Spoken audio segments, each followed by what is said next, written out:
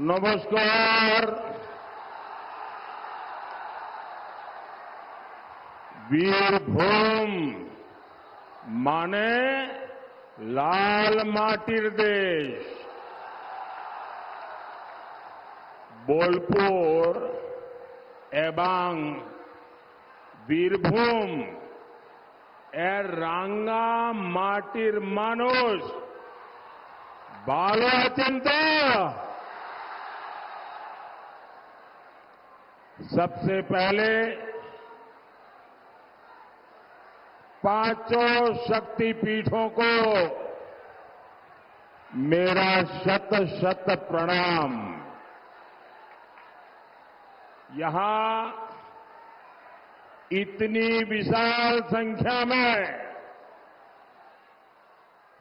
जो हमारी शक्ति स्वरूपा माताएं बहनें आशीर्वाद देने आई है, उन सब माताओं बहनों को सर झुकाकर मेरा प्रणाम। भाइयों और बहनों, बोलपुर आकर एक अलग ही सुख मिलता है। ये भूमि विश्व शांति के लिए गुरुदेव रविंद्रनाथ ठाकुर की प्रयोगशाला रही है। यहां ऐतिहासिक विश्व भारती विश्वविद्यालय है और मुझे प्रधानमंत्री दायित्व के नाते इस महान संस्थान का चांसलर होने का सौभाग्य प्राप्त है। इसलिए वीरभूम से, बोलपुर से मेरा आत्मीय और गहरा रिश्ता हो जाता है। साथियों, आज मैं यहां अलग ही मिजाज देख रहा हूं। जितने लोग यहां हैं ना, उससे 4 गुना ज्यादा लोग हेलीपैड पर थे। मैं वहां चारों तरफ जाकर के सबको प्रणाम करके उनका आशीर्वाद लेने का प्रयास किया और अब आप सबका आशीर्वाद लेने के लिए आया हूं। साल 2014 में आपने मोदी को सिर्फ सरकार चलाने के लिए नहीं चुना था, प्रधानमंत्री पद पर रौब जमाने के लिए नहीं चुना था। आपने मुझे देश के लिए बड़े बड़े लक्ष्यों की प्राप्ति के लिए चुना था। जरा आप जो फोटो लेके आई है, मैं आपका बहुत आभारी हूं। जरा उनसे वो फोटो ले लीजिए और आप पीछे अपना एड्रेस ले लीजिए। मैं आपको चिट्ठी लिख दूंगा। आपने बढ़िया फोटो लेके आई है, मैं आपका आभारी हूं। वो दे दीजिए, मेरी टीम ले लेगी। आप अपना उस पर एड्रेस लिख लेना ताकि मैं चिट्ठी भेजूंगा आपको। हाँ, ठीक है। धन्यवाद जी, धन्यवाद। चलिए, परमात्मा के आशीर्वाद बने रहे आप पर जी।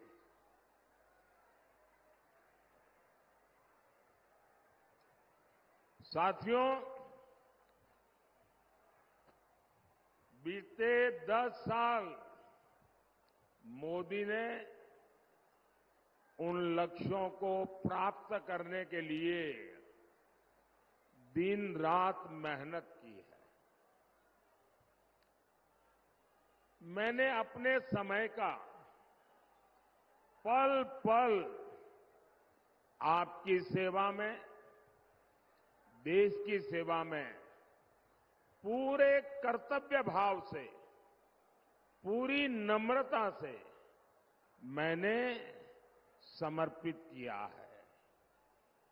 इसलिए आज देश ने वो उपलब्धियां भी हासिल की है जो कांग्रेस 60 साल में नहीं कर पाई थी। ये जो छोटा बालक एक तस्वीर लेके आया है, बेटे थोड़ा आगे आ जाओ, वो ले लेगा। वो तस्वीर उनसे ले लीजिए, वो छोटे बालक से। आप बैठिए, बड़े बड़े बाबू बैठे जरा। ये छोटा बालक इतने प्यार से आशीर्वाद लेके आया है। हाँ, वो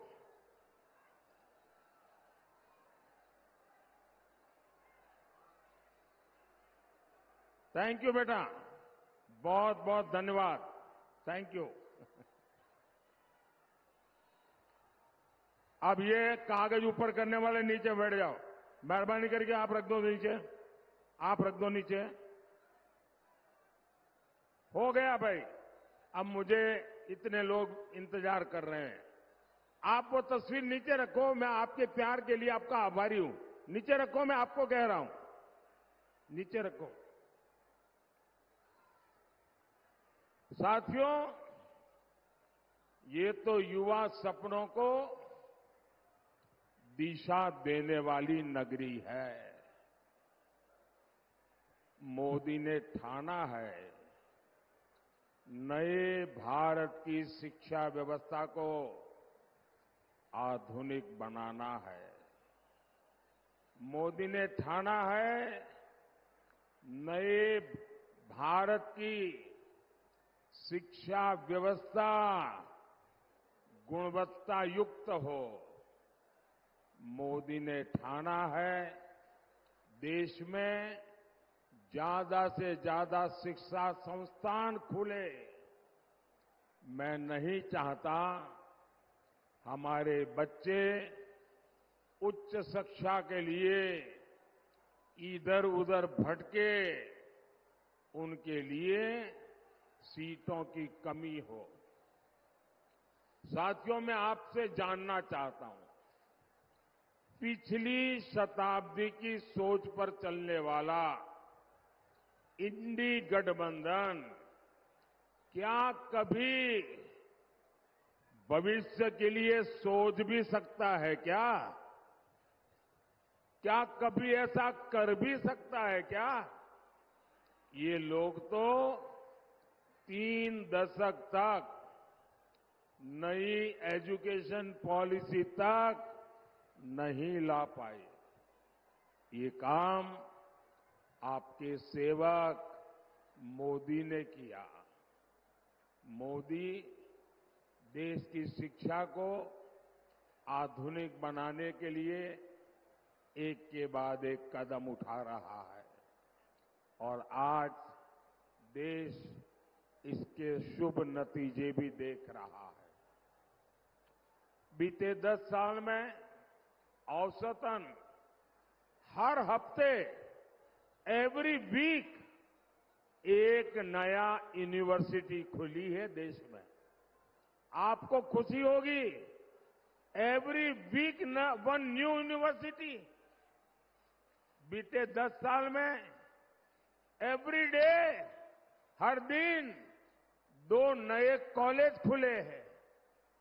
60 सालों में जितने मेडिकल कॉलेज देश में बने, उतने मेडिकल कॉलेज हमने 10 साल में बनाकर के आपको दे दिए। 60 साल में कांग्रेस सिर्फ 7 एम्स ही बना पाई थी, 7। आज 22 एम्स, 22 एम्स देश में बने हैं। 2014 में देश में सिर्फ 9 ट्रिपल आईटी थी, 9 ट्रिपल आईटी, आज 25 है। ये सब मोदी किसके लिए कर रहा है? आपके नौजवान बेटे बेटियों के लिए, आपके भविष्य के लिए। क्यों हमारे बच्चे विदेशों पर आश्रित हो?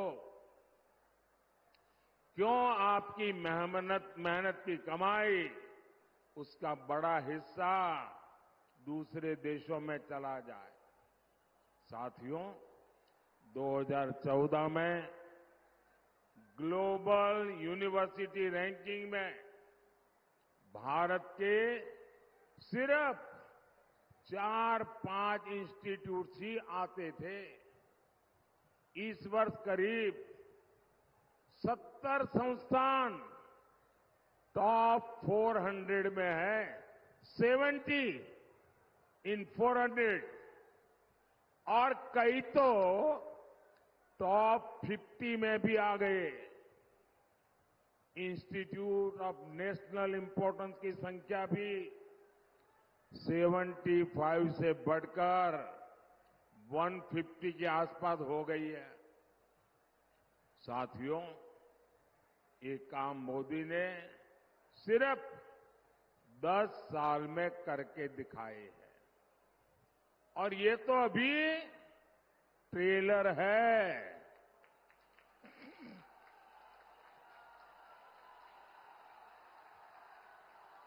ये तो अभी ट्रेलर है।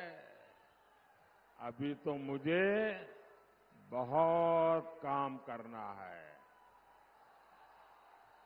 এটা তো শুধু ট্রেলার, এখন তো অনেক কিছু করা বাকি।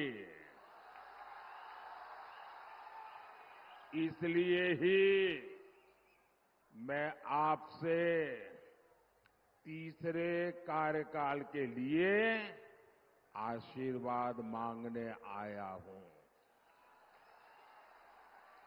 साथियों, मैंने लाल किले से कहा था, यही समय है, सही समय है, और इसलिए हर समय देश को आगे बढ़ाने में जुटा हूं। देश के लोगों ने 2004 में इंडी गठबंधन को भी मौका दिया था, लेकिन इन लोगों ने क्या किया? इंडी गठबंधन ने अपने 10 साल में लाखों करोड़ रुपए घोटाला और घोटाला, करप्शन। जब देश को टेलीकॉम नेटवर्क बढ़ाना था, इन लोगों ने 2G घोटाला कर दिया। जब देश को अपनी सेनाएं मजबूत करनी थी, इन लोगों ने पनडुब्बी, सबमरीन घोटाला, हेलीकॉप्टर घोटाला कर दिया। जब देश को स्पोर्ट्स की दुनिया में छा जाना था, इन लोगों ने कॉमनवेल्थ घोटाला कर दिया। यहां टीएमसी भी यही कर रही है। टीएमसी के नेताओं ने यहां हर तरह के घोटाले करने का रिकॉर्ड बना दिया है। ऐसे घोटाले जो कोई सोच भी नहीं सकता। और आपने देखा, नोटों के ढेर, चोरी का माल और बैंक के मशीन, नोटों के ढेर गिनते गिनते थक जाते हैं। पॉन्जी स्कीम घोटाला, राशन घोटाला, भर्ती घोटाला, कोयला घोटाला, पशु तस्करी घोटाला, और हर घोटाला मामूली नहीं, सैकड़ों करोड़ रुपए का घोटाला। इन लोगों ने हर तरह से आपको लूटा है। आपके जेब काटे हैं, आपके बच्चों के भविष्य के सामने खाई बना दी है, खाई। साथियों, बंगाल का टीचर भर्ती घोटाला तो टीएमसी नेताओं के चरित्र को उजागर करता है। मैं जरा एक उदाहरण देना चाहता हूं। मैंने कश्मीर के कुछ नेताओं को एक बार बुलाया था। घाटी के 100 के करीब गांवों के लोगों को बुलाया था। दिल्ली में प्रधानमंत्री के घर पर बुलाया था। मैंने कहा, मैं एक काम के लिए आपकी मदद चाहता हूं। आतंकवाद जोरों पर था, गांव गांव में स्कूलें जलाते थे। मैंने उनको बुला करके कहा कि मुझे एक मदद चाहिए। बोले क्या? मैंने कहा, मैं आतंकवाद से लड़ लूंगा, मैं आतंकवाद को जमीन पर से उखाड़ दूंगा, लेकिन अभी मुझे एक मदद चाहिए। बोले क्या? मैंने कहा, ये गांव में ये आतंकवादी स्कूल जलाते हैं, मुझे मदद कीजिए, अब एक भी स्कूल जलना नहीं चाहिए। मैंने कहा, जब वो स्कूल जलाते हैं तब एक इमारत नहीं जलाते, एक मकान नहीं जलाते, वो आपके गांव के बच्चों का भविष्य जला देते हैं। और आप भाई बहन मुझे आशीर्वाद देंगे, कश्मीर के वो लोग, और ये बात मैं करीब 7-8 साल पहले की करता हूं, तब तो मेरे सामने सवालिया निशान थे, लेकिन उन सभी नेताओं ने मुझे कहा कि साहब, काम कठिन है, लेकिन हम आपकी भावना को समझते हैं, हम इसके लिए कोशिश करेंगे। और आज मैं गर्व से कह सकता हूं कि कश्मीर के गांवों में स्कूलों को जलाना बंद हो गया। बच्चों के भविष्य को वो समझे। लेकिन ये टीएमसी देखिए, बच्चों के भविष्य को दांव पर लगा रही है और शिक्षक भर्ती में घोटाला करके आपके बच्चों के भविष्य को दांव पर लगा दिया। 25,000 शिक्षक आज अदालत ने उनको घर भेज दिया। वो शिक्षक तो गए सो गए, आपके बच्चों के भविष्य पर ये भ्रष्टाचारियों ने ताला लगा दिया है। जो आपके बच्चों के भविष्य के साथ खेलते हैं, क्या ऐसे टीएमसी को माफ कर सकते हैं क्या? कर सकते हैं क्या? उनको सजा दोगे? इस बार कमल को वोट देकर के उनको सजा दीजिए। भाइयों बहनों, टीएमसी भ्रष्टाचार की दुकान खोल करके बैठी है। यहां हाईकोर्ट के आदेश पर एजेंसियां कार्रवाई कर रही है। कार्रवाई शुरू होते ही टीएमसी के नेताओं के घरों से करोड़ों रुपए मिलने लगे हैं।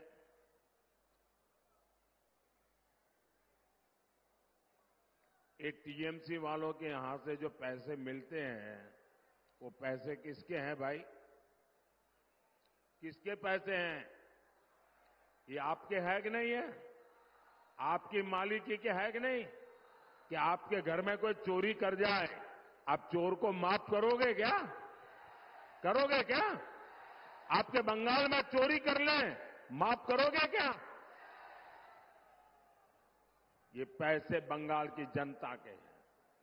चर्चा है एक एक पद के लिए 4-4, 5-5, 6-6 लाख रुपए की रिश्वत ली है। पैसे लेकर के ओएमआर सीट तक बदल रहे थे। टीएमसी ने बंगाल के युवाओं को खून के आंसू रोने पर मजबूर किया है।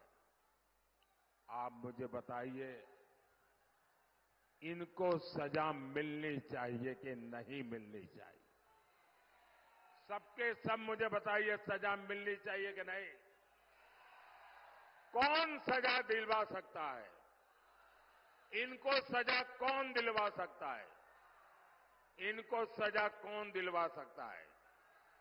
मोदी तब दिलवा सकता है जब आपके सबके वोट मिलेंगे, तब मुझे ताकत मिलेगी। साथियों, मैंने बंगाल बीजेपी के लोगों से कहा है कि एक लीगल सेल और एक सोशल मीडिया प्लेटफॉर्म बनाइए। मैंने ये बंगाल बीजेपी को कहा है, एक लीगल सेल और एक सोशल मीडिया प्लेटफॉर्म बताइए। इससे उन युवाओं की मदद होगी जो इस घोटाले के शिकार हुए हैं, निर्दोष हैं, वो अपने मेरिट पे शिक्षक बने हैं।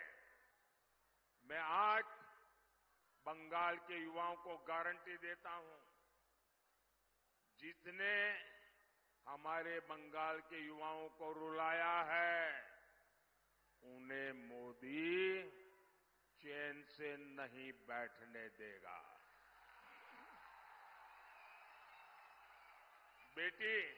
बेटी आप थक जाओगी, मुझे तुम पर दया आ रही है। भाई, इस बेटी एक फोटो लेके आई है और कब से, आप मेहरबानी करके बंद कीजिए, मुझे परेशान मत कीजिए। इस बच्ची को उनकी फोटो ले लीजिए, बेचारी आधे घंटे से खड़ी है। थैंक यू बेटा, थैंक यू। खुश खुश, आर यू हैप्पी? शाबाश, बैठिए, अब बैठिए।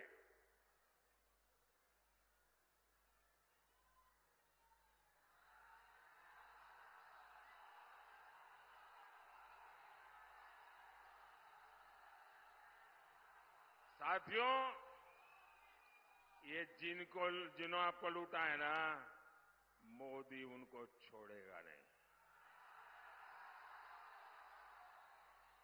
भ्रष्टाचारी देर के छाड़बोना, ये था मोदी गारंटी। भाइयों और बहनों, टीएमसी हो या कांग्रेस, इन्हें आपके भविष्य की चिंता नहीं है। इन्हें सिर्फ अपने वोट बैंक से मतलब है। आप भी जानते हैं कि कांग्रेस ने धर्म के आधार पर देश का बंटवारा किया, तब बहुत सारे हिंदू, सिख, बौद्ध, जैन, पारसी दूसरी तरफ रह गए थे। उनके साथ वायदा किया गया था कि भारत उनकी रक्षा करेगा, लेकिन ये वादा करके कांग्रेस उन लोगों को भूल गई। उनके साथ सीमा पार अत्याचार होता रहा, वो खत्म होने की कगार पर आ गए। आज सीएए के माध्यम से मोदी कांग्रेस सरकारों को उस गलती को सुधार रहा है और ये लोग अपनी गलती मानने के बजाय झूठ फैला रहे हैं। मैं हर शरणार्थी परिवार को कहूंगा, टीएमसी के झूठ पर बिल्कुल ध्यान मत दीजिए। साथियों, टीएमसी लेफ्ट कांग्रेस के इंडी अलायंस की नीयत देश को तबाह करने की है। बीते 3-4 महीने में कितने ही उदाहरण सामने आए हैं। कांग्रेस के अध्यक्ष राम भक्तों और शिव भक्तों को लड़ाने में जुटे हैं। कांग्रेस के शहजादे शक्ति का विनाश करने में जुटे हैं। ये सारे मिलकर संविधान की भावना को तार-तार करने में जुटे हैं। बाबा साहब आंबेडकर की पीठ में छुरा भोंक रहे हैं। ये लोग संविधान को बदलना चाहते हैं ताकि एससी, एसटी, ओबीसी के हक का आरक्षण धर्म के आधार पर बांट दें।